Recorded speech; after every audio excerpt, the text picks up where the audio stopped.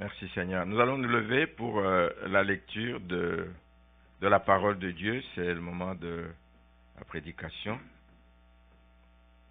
Vous avez entendu dans la prière de notre sœur que nous gardions la foi. Nous pouvons vouloir, mais de nous-mêmes, nous ne pouvons rien. Nous avons besoin du Saint-Esprit qui va nous aider à y arriver. Nous allons demander que le Seigneur puisse bénir ce moment. Seigneur, prends plaisir à ce moment alors que nous voulons nous disposer à écouter ta parole. Seigneur, parle à nos cœurs.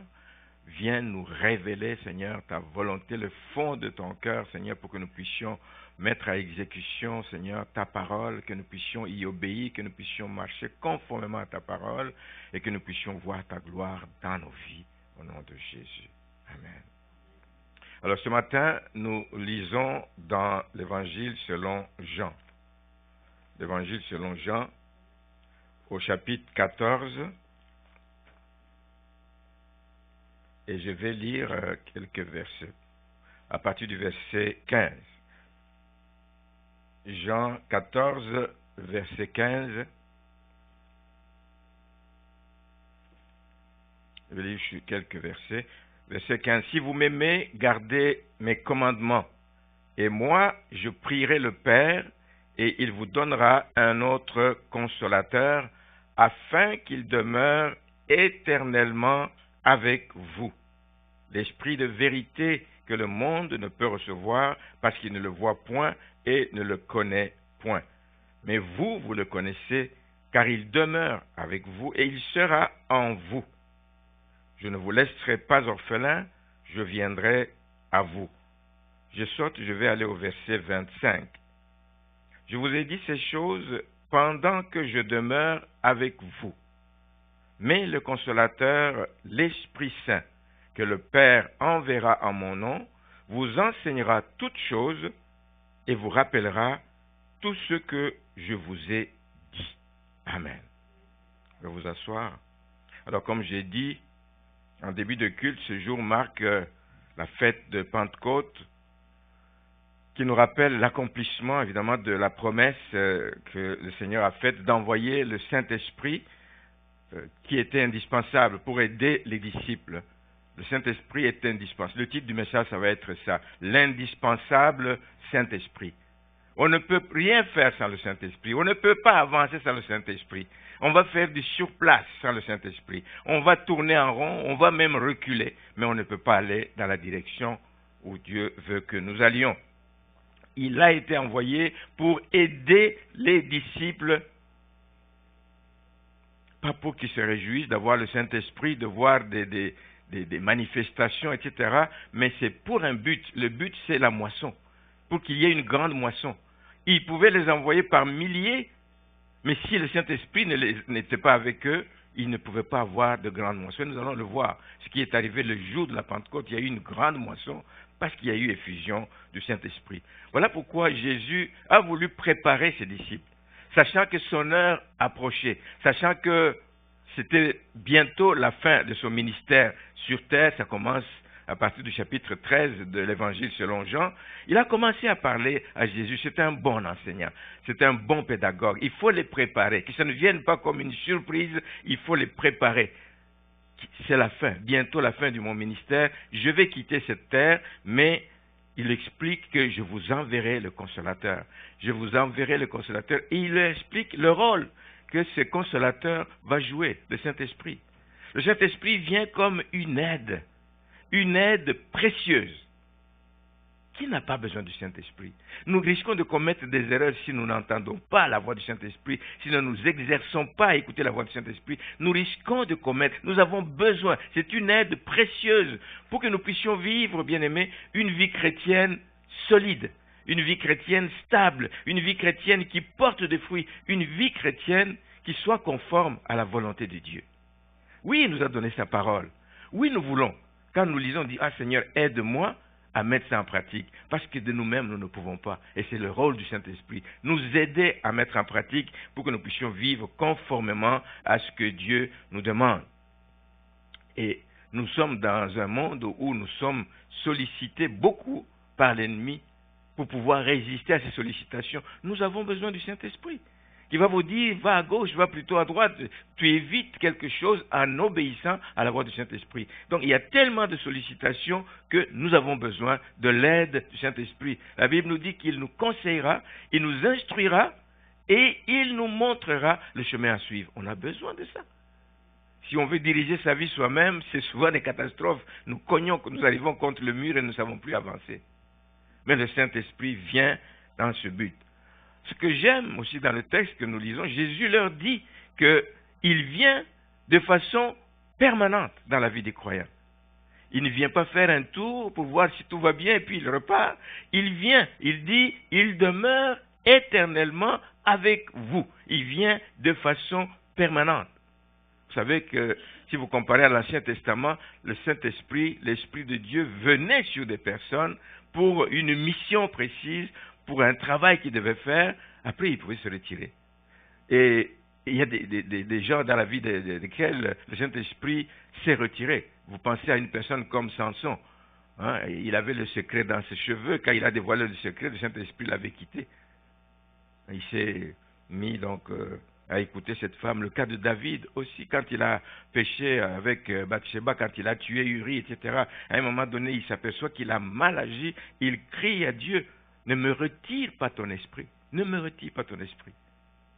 Merci Seigneur parce que Paul nous exprime cette réalité de la permanence de le Saint-Esprit dans 1 Corinthiens au chapitre 3, le verset 16, il dit « Ne savez-vous pas que vous êtes le temple de Dieu ?» Nous l'avons chanté. Et que l'Esprit de Dieu habite en vous. Il habite en vous, il ne voyage pas, il nous laisse comme ça. Il habite en nous. Et il précise, si vous lisez toujours dans 1 Corinthiens au chapitre 6, au verset 19, « Ne savez-vous pas que votre corps est le temple du Saint-Esprit qui est en vous, que vous avez reçu de Dieu ?» Nous n'avons pas acheté le Saint-Esprit ou la puissance du Saint-Esprit. Nous l'avons reçu de Dieu et que nous ne nous appartenons pas. Vous ne vous appartenez pas à vous-même. Nous l'avons dit, nous avons été rachetés par le grand prix, le prix du sacrifice de la croix. Il dit, vous avez été rachetés à un grand prix. Glorifiez donc Dieu dans votre corps et dans votre esprit qui appartiennent à Dieu. Ça veut dire que si le Saint-Esprit habite en nous, ça veut dire que nous sommes le temple du Saint-Esprit. Quand nous souillons ce temple, quand nous laissons entrer dans ce temple n'importe quoi, quand nous faisons de notre corps ce que nous voulons, quand nous allons dans toutes les directions des choses qui ne correspondent pas à la volonté de Dieu, nous sommes en train d'attrister le Saint-Esprit. Il est en nous, il voit ces choses, il est triste. Nous attristons le Saint-Esprit qui est en nous. Nous l'attristons et du coup, il n'agit pas en nous parce que nous devenons faibles. C'est comme si nous l'empêchions d'agir, nous devenons vulnérables. Nous devenons inefficaces dans ce que nous devons faire pour le Seigneur. Nous devenons inefficaces parce que nous empêchons à la puissance de Dieu de se manifester en nous. Et il y a des choses, je ne vais pas les lire, dans l'Épître aux Éphésiens au chapitre 4, il y a quelques détails qui sont donnés par Paul et qui parlent de ce qui peuvent souiller le temple du Saint-Esprit, toutes sortes d'impuretés, que ce soit dans les pensées, que ce soit dans les actes, etc. La cupidité. Or, quand on est pris par la cupidité, ça attriste le Saint-Esprit. Les convoitises des yeux, etc. Ça nous amène à attrister le Saint-Esprit parce que ça nous conduit au péché. Le mensonge. On prend toi la liste. Oh, c'est un petit mensonge que j'ai dit. Ça attriste le Saint-Esprit. Et nous avons la médisance, des gens qui peuvent, qui volent, etc. Nous avons des mauvaises paroles qui sortent de notre bouche. On ne mesure pas toujours la conséquence. Ça va blesser une autre personne. Ça va ralentir une autre personne dans sa marche à cause des mauvaises paroles. Nous devons faire attention à cela. Le Saint-Esprit est envoyé, oui, pour nous aider, mais il nous est envoyé aussi pour rendre témoignage sur l'œuvre de Jésus-Christ. Jésus a dit, il ne parlera pas de lui-même, mais il parlera de moi. Il vient témoigner sur l'œuvre de Jésus-Christ, sur ce qu'il a fait, pour que nous puissions marcher sur les traces de Jésus-Christ. C'est un modèle qui nous a été laissé, que nous puissions marcher sur les traces de Christ. Et comme lui n'a vécu que pour faire la volonté. Ma nourriture, c'est de faire la volonté de mon Père, a-t-il dit. Donc que nous puissions aussi, en suivant ces traces, faire la volonté du Père. Le Saint-Esprit a de multiples rôles. Il agit dans la vie des croyants, mais il vient aussi pour s'occuper des pécheurs. Toi et moi, nous étions pécheurs. Toi et moi, nous ne connaissions pas Christ avant. Nous marchions dans n'importe quelle direction, mais c'est le Saint-Esprit qui est venu nous convaincre de péché. Et il vient aussi pour convaincre de péché, de justice et de jugement tous ceux à qui la bonne nouvelle va être annoncée. Il y a des gens qui sont venus vers vous pour vous parler de Jésus-Christ, de l'œuvre qu'il a accomplie à la croix. Tous ces gens sont venus, mais ce n'est pas eux qui vous ont convaincu que vous étiez pécheurs. C'est le Saint-Esprit qui travaille en vous. À l'écoute de la parole de Dieu, la conviction de péché rentre en vous et vous vous repentez et vous donnez votre vie au Seigneur et vous devenez une nouvelle créature parce qu'il n'y a personne ici qui peut dire « je suis devenu chrétien parce que je me suis converti par moi-même ». Non, c'est le Saint-Esprit qui nous convainc de péché. Voici le rôle qu'il vient jouer. La Bible ajoute que quand le Saint-Esprit sera venu, j'ai parcouru l'évangile selon Jean quasiment, j'ai passé dans plusieurs chapitres. Au chapitre 16, il dit qu'il les conduira dans toute la vérité. C'est la vérité. Mais cette vérité n'est pas toujours bien comprise. Cette vérité n'est pas toujours clairement comprise. C'est le Saint-Esprit qui nous permet de comprendre la parole de Dieu. Il y a des choses qui ne sont pas faciles là-dedans, mais c'est le Saint-Esprit qui nous aide à scruter la parole et à comprendre ce que le Seigneur veut nous dire par le moyen de sa parole. Voici encore le rôle du Saint-Esprit. Nous comprenons la parole de manière plus claire et plus complète. Et le Saint-Esprit va faire encore d'autres choses. Il nous annonce des choses à venir et il glorifiera Jésus. Alors, frères et sœurs, qu'est-ce que vous avez à faire si vous voulez réussir votre vie, si vous voulez plaire à celui qui vous a sauvé, si vous voulez continuer à plaire à votre Seigneur, mais c'est de vous laisser conduire par le Saint-Esprit. Vous laissez conduire par il est indispensable. Le titre, c'est ça. L'indispensable Saint-Esprit. C'est pour Nicole. Donc, si vous voulez réussir, laissez-vous conduire par le Saint-Esprit. Jésus ne s'est pas contenté de parler à ses disciples juste avant qu'il ne quitte cette terre. Même après sa résurrection, il est apparu une couple de fois à ses disciples et il leur a parlé encore. Qu'est-ce qui s'est passé après la résurrection? Il est apparu à ses disciples pour les rassurer à nouveau. Il dit, je m'en vais, certes, mais je vous ai dit que je ne vous laisserai pas seuls. Il les rassure qu'il va leur envoyer le Saint-Esprit.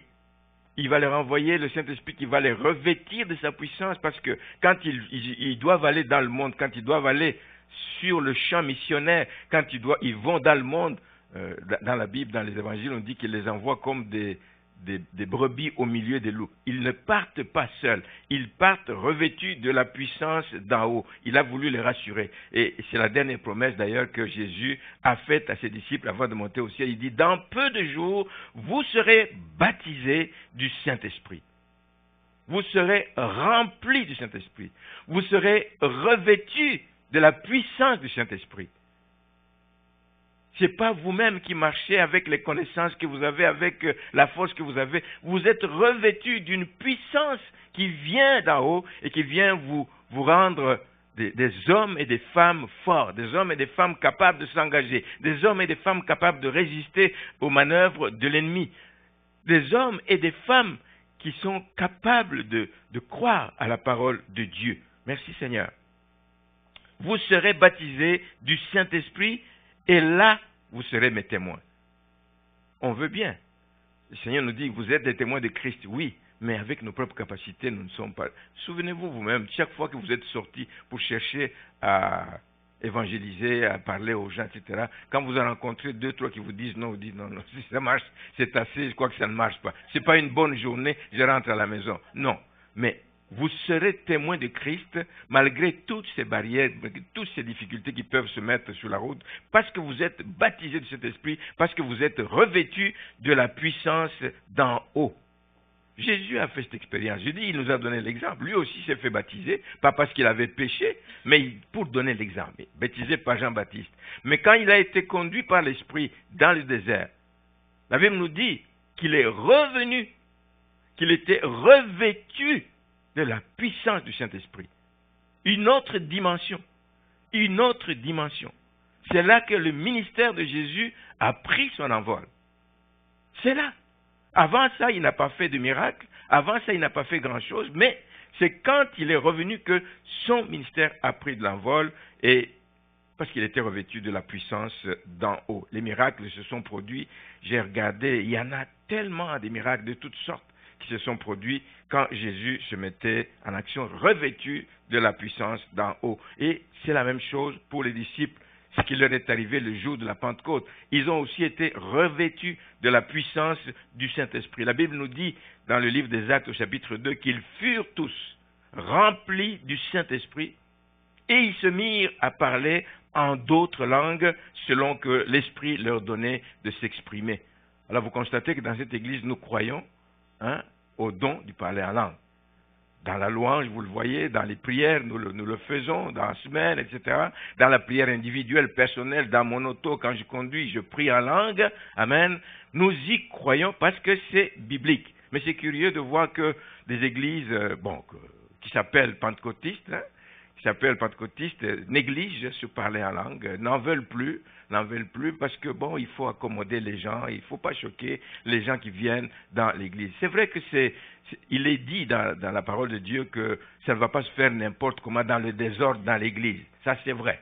Je suis tout à fait d'accord avec cela. Et moi je dis, quand tu élèves la voix à titre individuel et que tu veux prier ou tu parles en langue, assure-toi que soit tu as le don d'interprétation, soit qu'il y a quelqu'un dans l'assemblée qui le fasse. Mais autrement, c'est dans le cadre d'une prière communautaire.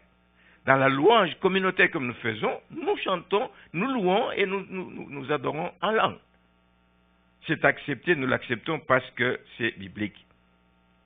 Alors, qu'est-ce qui s'est passé ce jour-là de la Pentecôte à Jérusalem, quand l'effusion est arrivée sur les disciples, les témoins étaient étonnés. Des gens venaient de partout, de toutes les régions. Ils entendaient ces gens parler dans leur propre langue. Et ils ont émis des commentaires. Ils disent, mais ces gens, d'abord, non seulement qu'ils ne sont pas instruits pour connaître toutes ces langues, mais ils ont émis des commentaires dans tous les sens. Ils voulaient en fait se moquer d'eux en disant, mais ces gens sont ivres, tout simplement. C'est pas normal ce qui est en train de se passer. Mais ça doit faire réfléchir plutôt. Comment quelqu'un qui ne connaît pas ma langue peut parler ma langue et que je peux comprendre ce qu'il dit? L'action du Saint-Esprit, revêtue de la puissance d'en haut, nous sommes capables de grandes choses. Voilà pourquoi c'était important d'expliquer. On ne pouvait pas laisser les gens dans l'étonnement, surpris et ne pas comprendre ce qui se passe. Pierre a pris la parole. Pierre a expliqué aux gens, dans le livre des Actes, chapitre 2, il a expliqué que ce que vous voyez là, ce n'est pas un événement à prendre à la légère. Arrêtez de vous moquer, ce n'est pas un événement à prendre à la légère. C'est l'accomplissement d'une prophétie. Et c'est une prophétie de l'Ancien Testament, de Joël, la prophétie de Joël, qui disait que dans les derniers jours, on est déjà dans les derniers jours, depuis le temps de Jésus, on est dans les derniers jours, Dieu répandra son esprit sur toute chair. Les enfants, les femmes, les vieillards, etc. Il répandra son esprit sur toute chair. Il dit, ne jouez pas avec ça, c'est l'accomplissement des prophéties. Et vous savez que, il y avait des Juifs là-bas, il y avait des gens qui étaient venus pour adorer à Jérusalem, qui connaissaient les Écritures, qui connaissaient l'Ancien Testament. Donc quand on parle de ce que Joël avait prévu, dit, ce que vous voyez là, c'est l'accomplissement. Et c'est plus facile de croire que de dire, c'est un événement nouveau qui arrive. Non, non, non. C'est l'accomplissement de ce qui avait déjà été annoncé dans le temps. Donc le discours de Pierre a fait en sorte que le Saint-Esprit, ce n'est pas lui. Vous savez que Pierre n'était qu'un pécheur. Mais ce n'est pas lui qui a convaincu les gens. Il n'avait même pas le verbe, j'imagine, mais c'est le Saint-Esprit qui a fait le travail. Après ce discours, c'est le Saint-Esprit qui a convaincu tous ceux qui étaient là de pécher.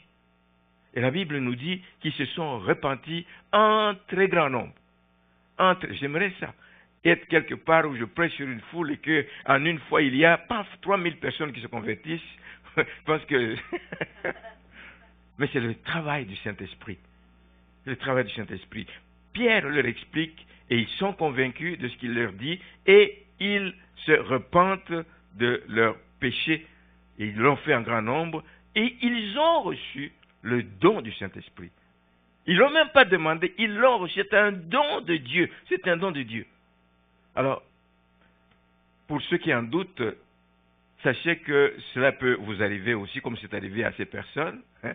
Si vous croyez, si vous avez la foi, je vais vous en parler tout à l'heure. Je lisais un article là-dedans dans les héros de la foi et je vais y revenir. Donc, si vous voulez aussi avoir un impact dans votre vie, nous ne vivons pas n'importe comment ici. Il y a une mission que le Seigneur nous donne et nous voulons l'accomplir et que ça ait un impact. Je ne veux pas aller évangéliser et que ça n'a pas d'impact sur la vie des gens. Je ne veux pas prêcher que ça n'ait pas d'impact sur la vie des gens. Je voudrais que ceux qui m'écoutent, ceux qui m'entendent parler de la part du Seigneur, qu'ils soient touchés dans leur cœur et qu'ils prennent des résolutions pour changer. Donc, vous voulez avoir un impact partout où vous avez passé, vous avez besoin du baptême du Saint-Esprit. Parce que quand vous êtes revêtu du Saint-Esprit, vous ne pouvez pas imaginer ce qui peut vous arriver. Vous ne pouvez pas imaginer ce que votre mot, un mot placé, une prière faite, un enseignement donné, une exhortation faite à quelqu'un, ce que ça peut avoir comme impact. Sauf si Dieu vous le montre. Il y a des gens qui ont eu la grâce de le voir. Il y a des gens à qui nous avons parlé, mais nous ne savons pas ce qui est advenu de leur vie. Dieu ne nous l'a pas montré, etc. Mais il y a des gens à qui on a parlé qui ont certainement dû donner leur vie au Seigneur. Mais il y a des gens qui ont eu cette grâce. Des gens comme Charles Finney. Il a eu cette grâce de vivre comme Pierre l'a vécu, de voir des conversions en masse, par milliers. C'est une grâce que vous pouvez aussi avoir. Les disciples, pas seulement le jour de Pentecôte, ils étaient remplis du Saint-Esprit, ils ont connu une croissance extraordinaire de leur ministère. Eux-mêmes, ils devaient s'étonner, mais ils ont compris pourquoi. Ils disent, mais comment ça? Moi, un pauvre pécheur, nous sommes tous des pécheurs. À part dans la gang, Paul qui est venu se joindre et qui avait une formation, qui était un érudit, les autres, c'était des hommes du peuple. Même les gens qui les voyaient faire ce qu'ils faisaient, ils disaient, mais ces hommes du peuple, comment ça? Ils n'ont pas étudié. Comment est-ce qu'ils sont capables de dire des choses comme ça? Nous étonnerons les gens. Nous étonnerons le monde autour de nous de ce que nous serons en mesure de faire, pas par nos capacités, mais par le travail que le Saint-Esprit fait en nous. Une croissance phénoménale s'en est suivie dans leur ministère. La Bible nous dit plus tard qu'ils étaient considérés comme des gens, ils faisaient peur finalement, parce qu'on les appelait des gens qui ont bouleversé le monde. Ils ont bouleversé le monde. Et s'ils sont parvenus à bouleverser le monde, c'est parce qu'ils ne se sont pas laissés arrêter, ni par les commentaires. Souvent, nous nous laissons arrêter par des commentaires. Par la langue, il est devenu fou. Il prie en langue, il est devenu fou dans nos familles. Moi, je me souviens qu'avant que je donne ma vie au Seigneur, 2 ans avant que je donne ma vie au Seigneur, elle a connu Christ avant moi. Et puis, j'entendais les mouvements charismatiques qui commençaient à ce moment-là. Mais je lui ai dit, ok, j'ai accepté que tu ailles te joindre avec des gens qui prient avec toi. Moi, je n'y suis pas prêt, je n'y crois pas. Mais le jour où je vais t'entendre parler en langue, ce jour-là, c'est fini entre toi et moi. Je lui ai dit ça, mais sans savoir ce que le Saint-Esprit était en train de faire en moi pendant ce temps. Elle priait chaque jour. Elle a prié pendant 2 ans, 1 an et demi, pour ma conversion, et c'est arrivé. Et bien aimé, et puis j'ai suivi moi aussi des enseignements de base pour la vie chrétienne et tout, jusqu'à ce que nous sommes passés par les enseignements sur le Saint-Esprit, et nous avons connu aussi ces moments, je me souviens, j'étais en larmes ce jour-là, les fusions du Saint-Esprit, c'était extraordinaire. Je m'en souviens encore, à genoux pendant des heures. Merci Seigneur. Ce que le Saint-Esprit peut faire dans la vie, c'est tout simplement quelque chose qui dépasse notre entendement. Donc, nous pouvons aussi connaître une croissance phénoménale dans le travail que nous faisons pour le Seigneur. Nous pouvons bouleverser les gens et ne pas tenir compte des commentaires négatifs et ne pas tenir compte même des menaces. Même des menaces. Eux aussi, ils en ont eu des menaces. Non seulement des menaces, mais on les a même jetés en prison. Mais ça ne les a pas arrêtés parce qu'ils étaient mus par une puissance plus forte que le Saint-Esprit en eux et source de victoire et source d'un courage extraordinaire, etc. Ça vous permet de braver les dangers. Voilà donc, frères et sœurs, quelques éléments qui nous montrent comment les choses se sont passées lors de la première Pentecôte à Jérusalem. Et ça s'est poursuivi, comme j'ai dit, dans les villes environnantes parce que lorsque la persécution s'est intensifié sur Jérusalem. Il y en a qui ont fui, mais ils sont partis avec le Saint-Esprit en eux. Saint-Esprit en eux, ils sont partis partout où ils sont allés, ils ont continué à faire des grandes choses, des conversions en masse, des églises ont été implantées jusqu'à ce que c'est arrivé à nous aujourd'hui. Vous imaginez ça? C'est parti de ce mouvement ce jour-là jusqu'à nous aujourd'hui, sans interruption. Sans interruption. Et c'est vrai, ça va continuer jusqu'au retour de Jésus-Christ. Voilà ce qui explique aussi l'augmentation très rapide du nombre de disciples qu'il y a eu et qu'il peut y avoir si nous travaillons avec le Saint-Esprit. Voilà ce qui justifie pourquoi le Saint-Esprit est indispensable dans l'Église. Une Église ne peut pas aller de l'avant sans le Saint-Esprit. S'il y a des gens qui ne croient pas au Saint-Esprit, revenez qu'on discute, revenez qu'on en parle, parce que j'ai des problèmes avec vous à ce moment-là. Le Saint-Esprit est le moteur de l'Église, doit être le moteur de l'Église. Le Saint-Esprit.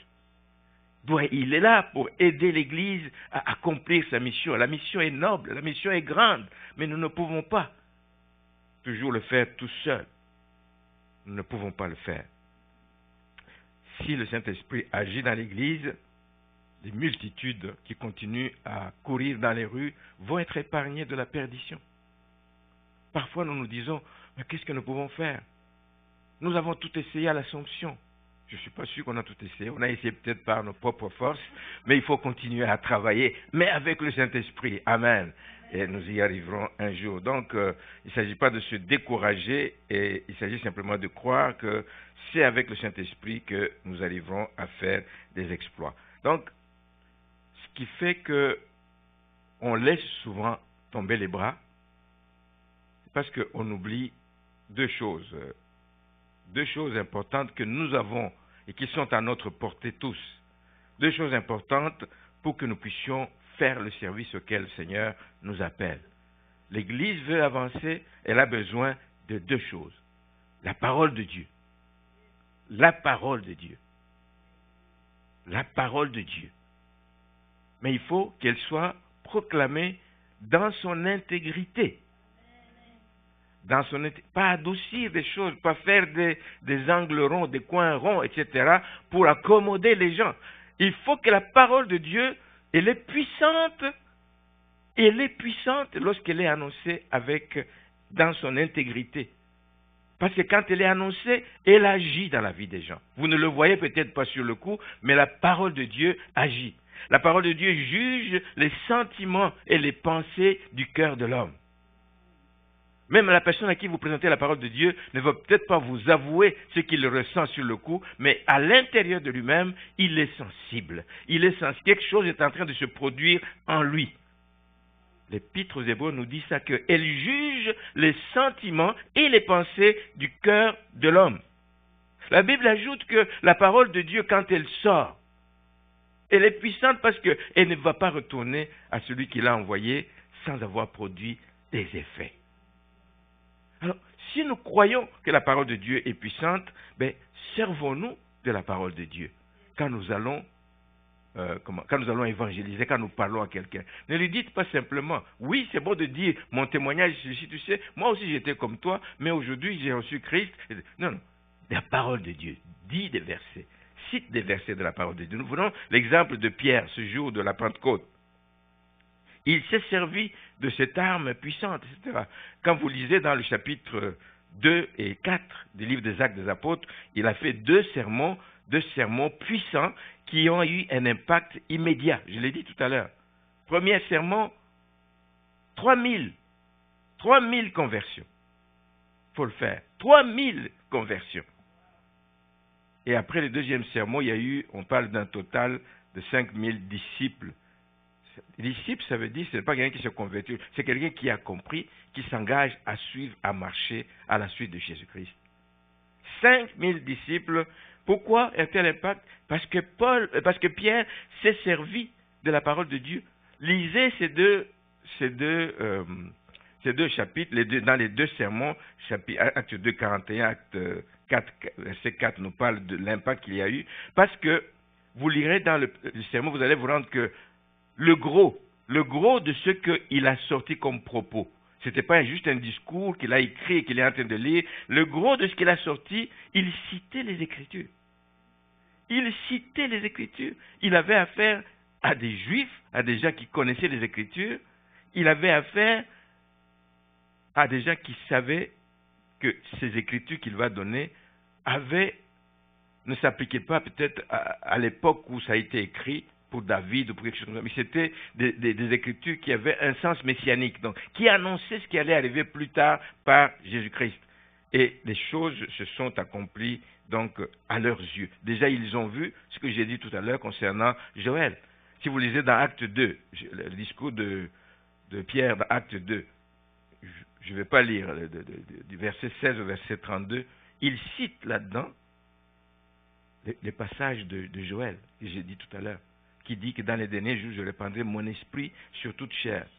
Alors, quiconque invoquera le nom du Seigneur sera sauvé. Ça a été dit du temps de Joël. Il le dit, ça leur rappelle. Il dit, mais ce qui arrive, c'est cela. Dans Acte 2, versets 25 à 27, il cite un psaume.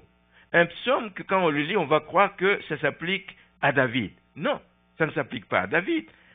Le psaume 16, le verset 10 dit « Car tu ne livreras pas mon âme au séjour des morts et tu ne permettras pas que ton bien-aimé voie la corruption. » Est-ce que c'est David? Non, parce que David est mort. Il a été enterré. Amen. Mais ça s'appliquait à Jésus. C'était messianique.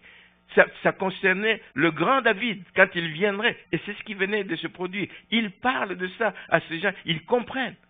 Je me souviens, j'ai vu une vidéo il n'y a pas très longtemps d'un jeune qui en Israël. Aujourd'hui, là, c'est il y a dans les 2 dernières années, il sait que les Juifs, les rabbins juifs, n'enseignent pas à leurs membres, etc., Ésaïe 53. Non, c'est dans la Bible, mais il ne parle quasiment jamais de ces choses-là. Et lui, il évangélise avec ça. Il va dans les rues, il lit. Est-ce que vous connaissez ce passage? Est-ce que vous savez de qui il parle? Il dit non, c'est qui? C'est quoi? Alors il leur explique. Il dit, ben attends. Il dit, vous ne me croyez pas? Est-ce que vous pensez que c'est dans la Bible? Donnez-moi votre Bible. Il prend la Bible, il l'ouvre, il doit Ésaïe 53. Mais on ne nous a jamais dit ça. Alors, il paraît que c'est des conversions en masse. Des conversions en masse. Juste sur base de la parole. La parole de Dieu est puissante. Amen. Puissions-nous apprendre, nous en servir. Dans Acte 2, au chapitre 34 et 35, il cite un autre psaume qui parle de psaume 110, verset 1. « Assieds-toi à ma droite jusqu'à ce que je fasse de tes ennemis ton marchepied. » Jésus s'est approprié ces paroles. C'est de lui que l'on parlait à cette époque. Ça annonçait déjà l'exaltation, ça annonçait l'élévation de Jésus à la droite de son Père. Pierre était wise. Acte 4, verset 11, il cite le psaume 118. Il dit la pierre, qui parle de la pierre qu'ont rejeté ceux qui bâtissaient, qui est devenue la principale de l'angle. Vous savez, dans plusieurs passages de Pierre, etc., c'est Jésus est la pierre angulaire. Elle est la pierre rejetée par les chefs religieux de cette époque. Ils ne l'ont pas reconnue. Ils ne l'ont pas reconnue. C'est cela. Donc la parole de Dieu est importante dans le travail que nous faisons, mais nous savons que la parole de Dieu, il vient avec aussi le Saint-Esprit. Ça, c'est la deuxième arme importante. La parole de Dieu dans l'Église est importante. La parole de Dieu dans la vie d'un enfant de Dieu est importante. N'oubliez pas de vous en servir quand vous allez vers des gens. Mais la deuxième chose, c'est le Saint-Esprit. Il vit en nous. On ne va pas aller le chercher. Viens avec moi. Non, il est en nous. Amen. Et il agit à travers nous. À travers nous. Mais il est étonnant de voir justement, j'ai déjà dit ça un jour ici, qu'il y a des chrétiens qui sont vraiment inconfortables quand on commence à parler du Saint-Esprit et des actions du Saint-Esprit. Ils sont vraiment inconfortables. J'ai de la misère avec ça, je ne sais pas. Je pense que c'était des choses dans le temps des apôtres seulement, c'est que ça ne s'applique plus aujourd'hui. Ils ont de la misère à croire que le Saint-Esprit agit encore aujourd'hui, mais comme il agissait à cette époque. Ils ont de la misère à croire aux manifestations du Saint-Esprit. Ils ont de la misère à croire, mais il faut faire attention, s'il vous plaît. Parce que il y a manifestation et manifestation. Il y a des gens qui vivent pour des manifestations. Nous voulons voir le surnaturel. Nous voulons voir... Attendez, vous ne commandez pas. Vous ne commandez pas.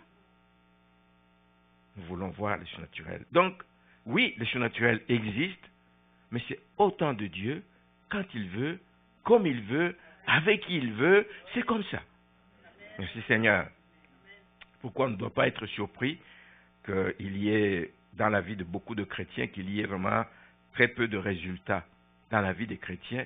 Et je peux même le dire dans l'Église en général aujourd'hui. C'est comme si l'Église est endormie. Vous êtes d'accord avec moi? Nous faisons des efforts à l'Assomption pour ne pas nous endormir, mais c'est comme si. C'est comme si. Nous avons besoin de ce réveil, que le Saint-Esprit puisse faire quelque chose. Et vous savez que tout réveil, toute croissance dans l'Église, à travers toute l'histoire, n'est venu que par le Saint-Esprit. On oublie souvent que c'est lui qui équipe les croyants. C'est lui qui équipe les croyants. Il ne nous équipe pas pour le spectacle, ni pour notre petite gloriole. Non. Et ceux qui sont prêts à aller dans la moisson, il les équipe parce qu'ils ont besoin de cette force pour accomplir. Il manque des ouvriers. Mais quand des ouvriers se lèvent pour aller dans la moisson, le Saint-Esprit les équipe. C'est lui qui convainc, on l'a dit tout à l'heure, c'est lui qui va convaincre les gens vers qui il nous envoie en vue de leur repentance. C'est lui qui nous permet d'apporter des solutions au monde.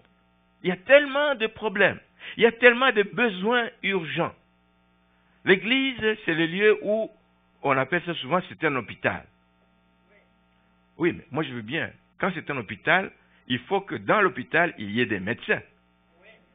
Il ne faut pas qu'il y ait seulement des malades qui viennent dire, moi j'ai tel problème, tous les jours j'ai tel problème. Il faut qu'il y ait des médecins qui se lèvent et disent, mais ça je diagnostique c'est telle maladie et voici le traitement. Je diagnostique c'est telle maladie. Il faut qu'il y ait les deux. Alors, soyons, j'allais dire cette contrepartie. Si le monde vient dans l'église, demande des choses et qu'il ne voit pas de réponse parce que nous n'avons rien à donner, il y a un problème. Il y a un problème. Que le Seigneur nous aide. Que le Seigneur nous aide. Il y a tellement de besoins qui sont réels, qui sont urgents, et nous oublions parfois que nous sommes le canal par lequel le Seigneur, Dieu, veut passer pour rencontrer les besoins des gens. Ce n'est pas juste des besoins matériels, parce que c'est facile d'ouvrir comment on appelle, pas une cantine, mais en tout cas un truc pour donner à manger aux gens. Les besoins ne sont pas juste pour manger. Il y a des besoins profondément spirituels, amen, qui ont besoin d'être rencontrés. Et nous devrions être ces canaux par lesquels donc, le Seigneur passe. Chaque fois que des nécessiteux recouraient à Jésus, c'est parce qu'ils savaient que Jésus allait répondre à leurs problèmes. Ils savaient. Jésus, veux-tu me guérir? Pourquoi? Parce qu'ils savent qu'il est capable, parce qu'ils savent qu'il a l'autorité, il a la puissance qu'il faut pour guérir. La Bible nous le dit, qu'il allait de lieu en lieu, faisant du bien aux gens. Ça veut dire apportant des solutions à leurs problèmes. Alors nous sommes les continuateurs de Jésus aujourd'hui, n'est-ce pas? Nous sommes ces continuateurs. Nous devons apporter des solutions aux gens du monde. Nous devons apporter des solutions. Nous l'avons chanté que nous sommes le temple où Dieu a choisi de résider par son esprit. Et c'est par nous que le monde doit voir donc la gloire de Dieu à travers tout ce qu'il vit. Mais quand nous souillons ce temple, je l'ai dit, nous attristons évidemment le Saint-Esprit et nous ne pouvons avoir aucun impact significatif.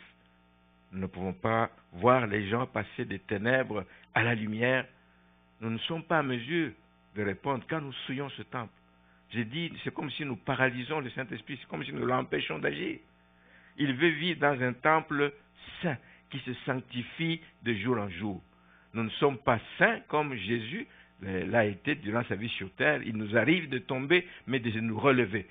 Sanctification continuelle, afin que le Saint-Esprit puisse agir à travers nous. Alors plus que jamais, bien-aimés, il nous faut réaliser que nous avons besoin de ce revêtement du Saint-Esprit, de sa puissance qui a caractérisé le ministère de Jésus et celui des apôtres. Donc le Saint-Esprit est vraiment indispensable si nous voulons avoir une moisson abondante. Les chrétiens, nous avons souvent tendance, et c'est dommage de nous contenter du salut. Moi j'ai reçu Christ, le Saint-Esprit agit en moi, je me contente du salut. Oui, c'est vrai, et il faut que nous soyons véritablement régénérés, parce que quand nous donnons notre vie au Seigneur, il faut que nous soyons véritablement régénérés. Mais quand nous sommes régénérés, quand nous recevons Christ dans notre vie, il y a quelque chose qui se passe. Il y a des transformations intérieures qui se passent et nous portons ce qu'on appelle le fruit de l'esprit dont Paul parle dans Galates 5, verset 22, l'amour, la joie, la paix, etc., la bienveillance, la fidélité, la maîtrise de soi. C'est des choses qui arrivent quand nous abandonnons notre vie au Seigneur. Mais nous devons aspirer à plus. Et tous, pas seulement certains, tous nous devons aspirer à plus. Nous devons aspirer au don du Saint-Esprit, qui sont l'équipement. C'est des dons de puissance, par exemple, qui sont l'équipement dont nous avons besoin pour faire la différence aujourd'hui dans ce monde. Les dons du Saint-Esprit nous permettent d'avoir des choses à donner, plutôt que d'être toujours demandeurs. Si tous nous venions à l'église, j'ai mal ici, priez pour moi. L'autre, si j'ai mal ici, mais qui va prier pour toi? C'est ça le problème. Nous devons aspirer à plus, avoir ces dons qui vont nous permettre de faire la différence. Les dons du Saint-Esprit sont une richesse inestimable pour l'Église. Nous sommes faibles, nous sommes limités, oui. Des fois, nous n'avons pas d'instruction pour faire telle ou telle chose, mais le Saint-Esprit vient pour combler ces lacunes, ces faiblesses. Le Saint-Esprit vient le faire. J'ai donné l'exemple de Pierre et de tous les autres qui ont commencé l'œuvre avec le Seigneur, mais c'est le Saint-Esprit qui a fait d'eux des hommes qui ont pu parler aux foules, ce qu'ils n'ont jamais fait auparavant. Il ne faut pas donc que nos limitations, il ne faut pas que le fait que je n'ai pas d'instruction, que ce soit un frein à l'action du Saint-Esprit. Non, j'y vais avec ce que j'ai et le reste, c'est le Saint-Esprit qui va faire. Les dons du Saint-Esprit nous permettent de faire ça. Ils apportent l'inspiration pour un enseignement qui va aller chercher les gens. C'est un don. C'est un don du Saint-Esprit. Ils apportent cette inspiration pour qu'une prédication aille toucher les cœurs. Ça sert à quoi? Dimanche après dimanche. Dimanche après dimanche, de prêcher, mais il n'y a rien qui change dans la vie de certaines personnes, c'est un problème. Mais il faut des prédications inspirées par le Saint-Esprit pour que ça aille toucher les cœurs et des vies, pour que ça aille interpeller les gens, pour que ça amène les gens à répondre au message. Un message sort pour qu'on y réponde. Je vous demande, frères et sœurs, de répondre au message. J'entends souvent, c'était un bon message, pasteur. Je dis toujours comme c'est Hugo qui le dit souvent. Vous dites, bon message. Il vous dit, mettez-le en pratique. Mettez-le en pratique. C'est la meilleure chose à faire. Moi, ça peut être beau message ou pas beau. Moi, j'ai livré ce que le Seigneur m'a mis à cœur, mais le reste, c'est vous, de mettre ça en pratique. Amen. Le Saint-Esprit nous aide, justement, dans la préparation des messages, etc. Et il ne faut pas croire, il a les talents oratoires, très beau. Les gens vont acclamer, vont applaudir, mais ils vont repartir comme ils sont venus si le Saint-Esprit n'accompagne pas ce message. Bien-aimés, ils aident à toucher des vies à travers des guérisons, à travers des délivrances. Si vous lisez dans le livre des Actes des Apôtres, chapitre 3, Pierre et Jean, quand ils allaient au temple, ce n'était pas la première fois qu'ils allaient au temple, ils y allaient. Les autres fois, même quand ils étaient avec Jésus, ils allaient au temple. Mais ce jour-là, après l'effusion du Saint-Esprit, ils vont au temple. La même personne qui tendait la main pour commander, etc., cet homme important qui demandait de l'aide, etc., cette fois-là, ils se sont arrêtés, ils se sont intéressés à son cas parce que le Saint-Esprit les a flashés. Cet homme a besoin d'une intervention d'en haut. Ce n'est pas ça. Sa vie ne veut pas s'arrêter à commander. Il dit, nous n'avons ni or ni argent à te donner. Mais regarde-nous là. Nous n'avons ni or ni argent à te donner. C'est ce que toi tu attends. Mais ce que nous avons, je te le donne. Lève-toi et marche. Quel cadeau. Quel cadeau, quel extraordinaire. Tout l'argent du monde qu'on lui donnerait ne pourrait pas le faire marcher. Mais la puissance du Saint-Esprit qui était en eux a fait en sorte que cet homme a été guéri, il est sorti et il a pu marcher. Je voudrais terminer en vous parlant d'un homme. Je l'ai dit au début, c'est Charles Finney, un grand homme de Dieu qui a vécu au 19e siècle aux États-Unis, qui a vécu, Dieu lui a fait la grâce, lui, de voir un impact extraordinaire du travail qu'il a fait en Amérique et même plus tard en Angleterre. Mais il dit que cet impact s'est manifesté d'autant plus qu'il y a des places, mais il y a des endroits qui sont durs à évangéliser. Je disais à un moment donné, je dis, mais si je dis ça, il y a des gens qui vont dire comme à l'Assomption. Oui, à nos yeux, ça peut être difficile à évangéliser, mais Charles Finney est allé dans ces endroits. Il a prêché et il y a eu un impact extraordinaire. Mais à quoi est-ce qu'on attribue le succès de son ministère? À sa profonde conversion. Savez-vous que des fois, nous nous voyons entre chrétiens, des fois, tu vois quelqu'un agir, tu te demandes est-ce que cette personne est vraiment convertie. Mais Charles Finney était converti. L'homme était profondément converti. il est né dans une famille qui ne connaissait pas le Seigneur, mais c'est à la lecture de la parole de Dieu. D'ailleurs, on dit qu'il lisait la parole de Dieu dans le cadre de son travail, parce que c'était un avocat. Il y a beaucoup de lois et des choses qui sont dites dans une langue. Alors, il lisait la Bible en rapport avec son travail, pour comprendre dans quelles circonstances, etc. C'est là que cet esprit l'a saisi, puis il est venu, je ne vais pas donner tous les détails. Donc, sa profonde conversion a joué pour beaucoup pour l'impact qu'il a eu. Mais la deuxième chose, c'est sa vie intense de prière. Le Saint-Esprit agit dans la vie de quelqu'un qui prie intensément, qui prie continuellement, qui prie sans cesse. Voici les deux raisons principales auxquelles on a attribué. D'où donc le résultat extraordinaire qu'il a eu. On dit qu'en moyenne, cet homme avait 50 000 âmes converties chaque semaine. 50 000 chaque semaine. Il y a même des statistiques que j'ai vues dans ce livre ici, où quelqu'un qui l'a connu dit, ils ont découvert plusieurs années après lui, que plus de 85% des personnes converties par la prédication de Finney restèrent fidèles à Dieu. Il a transmis ce qu'il avait. Lui, il était véritablement converti, il le manifestait dans sa vie, etc. Mais on compare à d'autres prédicateurs pour qui 75% de ceux qui se convertirent lors des réunions d'autres prédicateurs plus importants apparemment que lui s'éloignèrent de la foi par la suite. Mais lui, 85% sont restés fidèles à Dieu. Il avait quelque chose que je vous souhaite d'avoir, vous aussi, et je me souhaite aussi d'avoir. La Bible nous donne quelques exemples. La Bible, je veux dire, sa biographie. Il a écrit une biographie, c'est une brique comme ça, là. Il donne quelques exemples. C'est un homme qui, tellement rempli du Saint-Esprit, qu'il entrait dans une usine. Il entre dans l'usine et, du coup, ou il entre dans un train, il voyage pour aller dans une localité, il entre dans un train, l'esprit de repentance saisit les gens, des pleurs, des larmes de repentance prennent les gens. Il n'a pas prêché, il n'a rien dit. Juste le fait qu'il passe, un peu comme à l'époque de Paul avec, c'est Paul ou Pierre, avec son ombre. L'ombre de Paul. Ou le mouchoir qu'il avait touché, etc. Mais n'en faites pas une doctrine. Il y a des gens qui sont partis de là pour bâtir une doctrine. Il est entré dans une usine, épais l'esprit de... Il a prêché dans la ville de New York à un moment donné.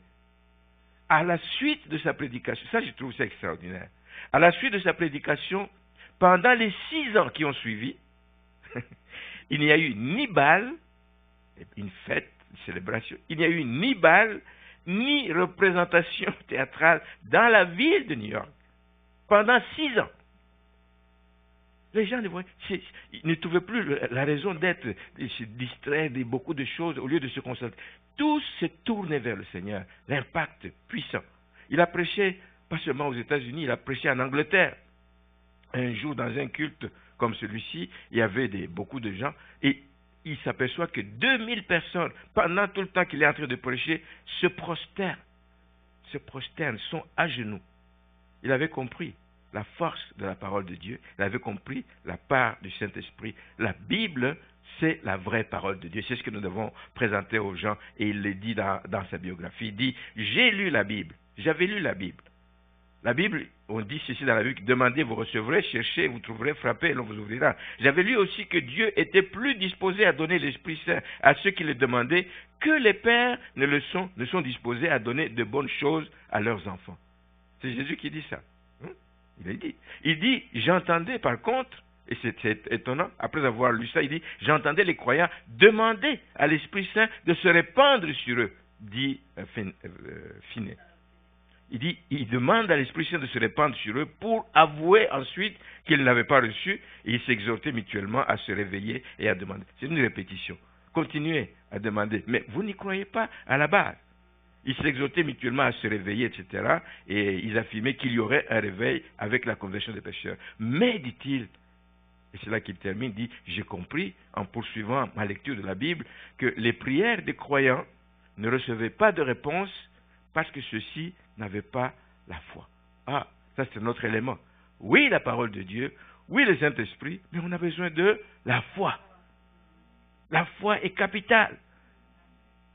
Sans la foi, tu ne t'attends à rien. On te dit ce qui est arrivé dans la vie d'autres personnes, que ça peut arriver dans ta vie aussi. Tu n'as pas la foi, tu ne t'attends à rien. Et c'est pour ça que Dieu ne donne pas ce que les gens demandent. Alors voici, vous avez des âmes, vous avez ce qu'il faut.